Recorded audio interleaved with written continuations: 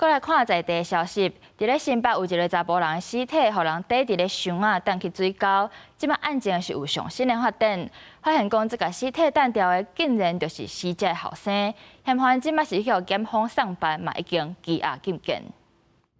半暝啊，这查甫人由红色行李箱啊穿过几个路口，最后行入巷仔内。新北新庄伤死命案起手画面出来，互案情侦办出现重大进展。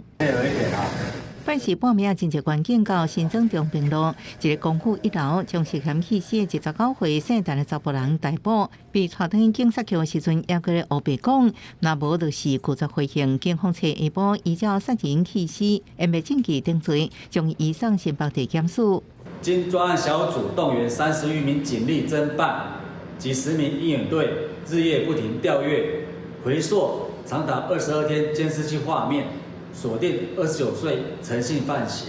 这伤死命案，警方采到死者模糊指纹，案情刷掉伫遐。DNA 采检结果出来，检警确认遭到弃尸是姓陈嫌犯的爸爸。伫永安队扩大回溯12日监视器画面，发现姓陈的查甫人找到暗时11点，为新庄中平路行街出来，拖红色行李箱啊，行500公尺了，偏伫水沟啊。到底死者为什么死亡？初步解剖拜托外力解释，还佫等进一步报告出来，佫调查清楚犯案动机。记者综合报道。